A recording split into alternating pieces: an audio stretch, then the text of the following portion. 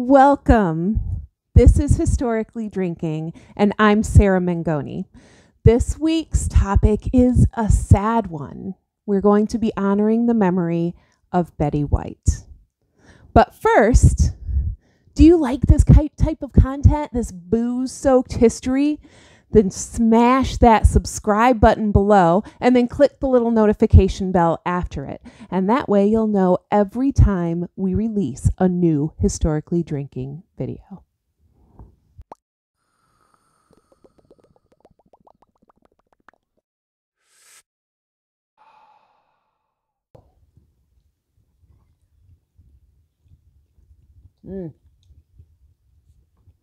Betty White was smart. Oh shit, we're filming.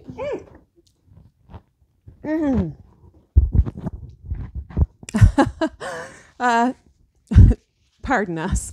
So welcome back to Historically Drinking. Betty White passed this past New Year's Eve in the morning at her home in Brentwood. And she was just a few weeks short from her 100th birthday, and she attributed her longevity to two things: to hot dogs and vodka. She in fact said vodka's kind of a hobby. On the rocks, lots and lots of lemon. You can't get much better.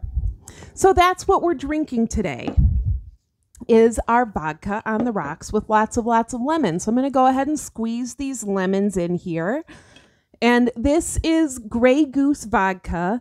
I'm not sure if that's what she's always drank, but I had the great privilege of being able to make drinks for Betty White once. She celebrated her 94th birthday at the restaurant that I was bartending at the time in our private dining room. Her guest of honor at her birthday party was Jack Hanna, and this is what she was drinking. She was drinking Grey Goose on the rocks with lots and lots of lemon. Unfortunately, I didn't actually get to meet her, as the room that she was in was at the completely opposite end of the restaurant from me, and we had to give her privacy. Going and taking a little look-see would have been very rude. But I am super honored that I at least got to make her drinks. How cool is that? So a little note about rocks, right? Because vodka on the rocks with lemon. So simple, just 3 ingredients. You've got your vodka, your lemon, your citrus, and then your ice, which is both water and both adds dilution to it through the water, and of course makes it cold. And ice was something that you would not have found in drinks, or it would have been quite rare to find in drinks before the middle of the 1800s. And then companies started producing ice and transporting it across the country. As the railroad system was built, the ice transportation went along with it. And it became standard in the United States to have ice in your drinks all year around. It was actually part of the new cocktail innovation that was specifically an American invention. These new cocktails on ice was an idea that we exported to the rest of the world. So that ice is a big deal. But back to Betty White. Now, tonight, she was born January 17th in 1922 in Oak Park, Illinois. Oak Park is a suburb of Chicago. This was during Prohibition. It was 2 years after, interestingly, the 4th and final wave of the Spanish flu. The Spanish flu lasted about 2 years, and it was during this 4th wave that the virus changed into one that was less deadly, and it just sort of petered out. It became a normal part of our illnesses. This was also the same year that Rebecca Felton of Georgia became the first female U.S. Senator. Now, White's family moved to California just a year after her birth in 1923. And they lived outside of LA, then they moved into LA proper. But while they were here, the family loved to go and visit the nature that is all over the place in Southern California. No matter where you are, it's really easy to get to a spot where you can hike here. And she loved doing that. She loved it so much that the first career she aspired to was that of a forest ranger. The reason that she didn't do it was because women at that time were not allowed. And thank goodness, because at age 17, in 1939, she appeared on television for the first time. She sang songs from The Merry Widow on an experimental television show. 1939. All television was experimental at this point. Hardly any households had TVs in them. There weren't any regular shows yet. So she was there at the very beginning of TV.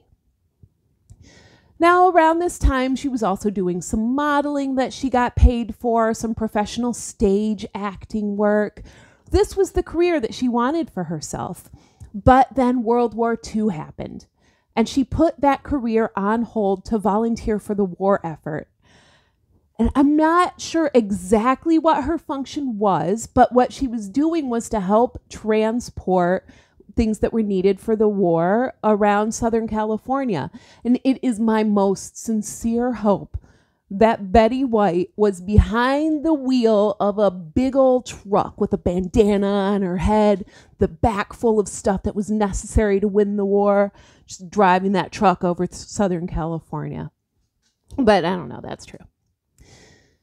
Now, after the war was over, she got back to the work that she loved, and she got a gig on the radio, and she ended up eventually having her own show, creatively titled The Betty White Show.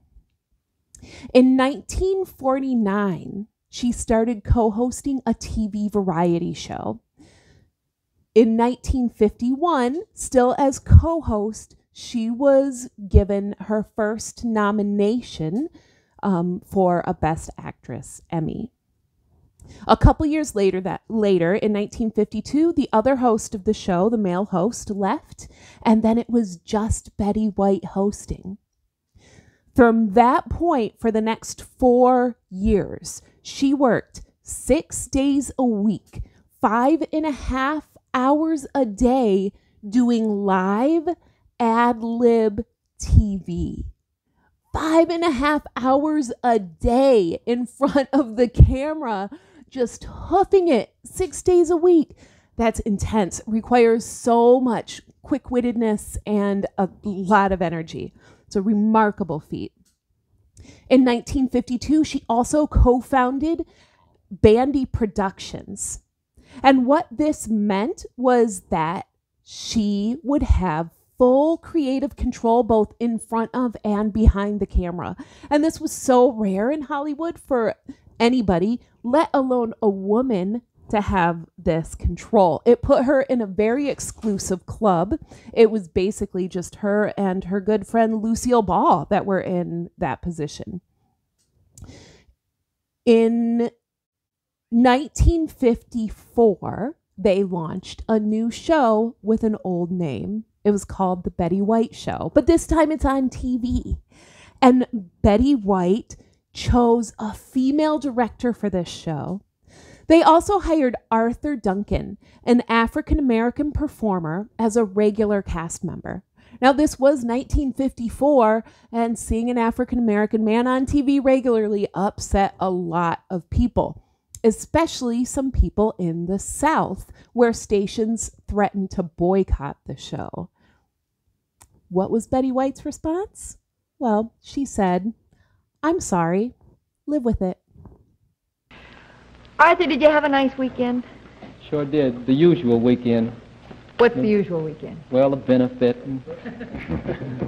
Working? I did something a little different. I rehearsed with a choral group that's going to do Christmas carols this Christmas. Oh, wonderful. You're going around from house to house, or? I think their plan is to go to hospitals and orphanages and things of that nature. Well, that's a wonderful thing to do for Christmas season, Arthur. Arthur's all set for his number today. This is a fine number for him to do when he was rehearsing Christmas carols all day yesterday. Arthur Duncan and Sing You Sinners. In 1955, she was elected the honorary mayor of Hollywood. In 1955, that's more than 60 years ago. More than 60 years ago, Betty White was already enough of a big deal and so well loved that she was elected the honorary mayor of Hollywood. That's crazy. In 1962, she had her film debut as a senator in a movie called Advise and Consent. And her role in this movie, the way she played it, was very, very well received. However, this would be her last movie role for quite a long time. She had her first hugely iconic role in 1973 on the Mary Tyler Moore Show when she played the man-hungry Sue Ann Nivens. She won multiple Emmy Awards for this role. And it was a highlight of her career, not just in the public's eye, but also in Betty White's own mind. It was a highlight of her career. Despite this, she did describe the character's image as icky sweet. For 15 years, ending in 1975, she commentated and hosted the Rose Parade. And then when that ended, she hosted the Macy's Thanksgiving Day Parade for another 10 years. She did a ton of sketch comedy. She did the Carol Burnett Show over and over again, the Tonight Show over and over again with Johnny Carson. She was on a bunch of game shows, both as host and as a celebrity contestant. She was on so many game shows that she became known as the First Lady of game shows. In 1985, she had her second iconic role as Rose Nyland on The Golden Girls. She's a Gurkhana knockin'. Well, what exactly does that mean? Literally, it's the precise moment when Dog Dude turns white.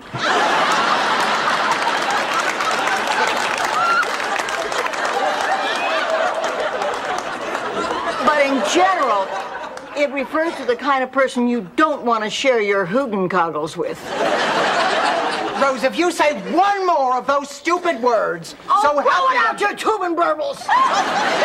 She won or was nominated for an Emmy every single year of the show. As a lead, the only member of the cast to have that honor.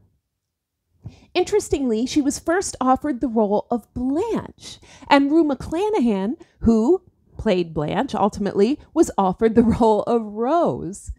But the director of the pilot suggested they switch. Now, Betty White did not think that she could play the role of Rose, but the director kind of broke it down to her, explained Rose's extreme naivete, and Betty got it, and she nailed it. Can you imagine what that show would have been like with them in the opposite roles? I mean, maybe it would have been amazing, but I can't. She had tons of guest appearances on TV, including many recurring roles on shows. She also did tons of commercial work, including an iconic Super Bowl ad from 2009 for Snickers. If you haven't seen that ad, I urge you to look it up. In 2010, at age 88, she hosted SNL. At the time, she was the oldest person to ever host, and she still is to this day. Then after 2010, she didn't do much. She started a clothing line, wrote a bunch of books, won a Grammy for the audio recording of one of those books. You know, she didn't do that much. One of her very, very good friends was Liberace. And she went with him as his date to many Hollywood functions, and she was a huge supporter of gay rights. She said if a couple has been together all that time, and there are gay relationships that are more solid than some heterosexual ones, I think it's fine if they want to get married. I don't know how people can get so anti-something. Mind your own business, take care of your affairs, and don't worry about other people so much.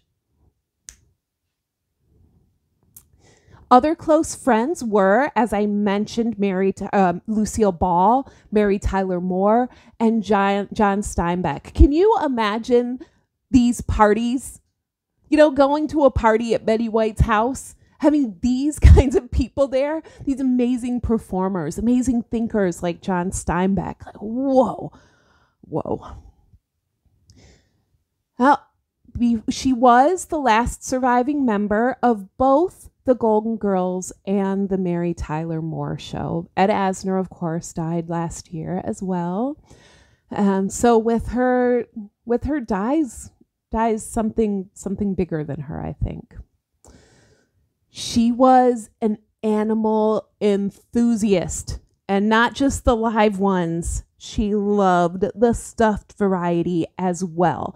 In fact, in both her Brentwood home that she died in and the home that she lived in Mount Carmel with her beloved husband, she had entire rooms devoted to stuffed animals.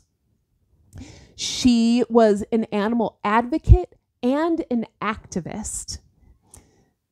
She won a Guinness Book of World Records record in 2018 for being the person who had been on TV for the longest time, because she was on it for all of it.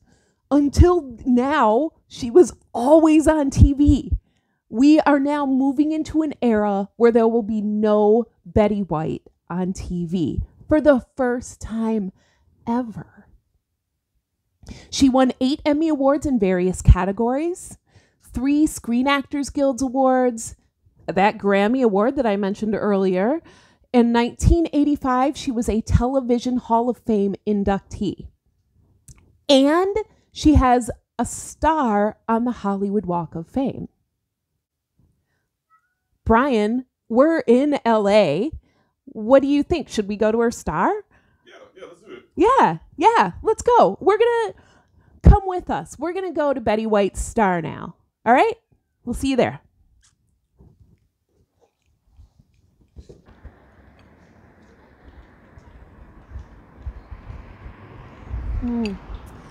Hi, we made it. Here we are on Hollywood Boulevard. We are at Betty White's star. Right next to her star is Alan Ludden's star, her beloved husband. So what's currently happening? What's the new news in Betty White's world? Well, in December it was announced that there was going to be a documentary in her honor called Betty White, 100 Years Young, a celebration. And that's still happening. It's going to be released on her birthday on January 17th. And then also People magazine is featuring her on their cover for their January publication. You can get that. It's in stores right now, and that was in honor of her birthday. So Betty White, and she was a star for 80 years. In Hollywood, she defied sexism, defied ageism, to do exactly what she wanted, to make her own career be the career she wanted it to be. She was a remarkable, loving, hilarious woman. So Betty, you lived your life well. Thank you so much. Cheers.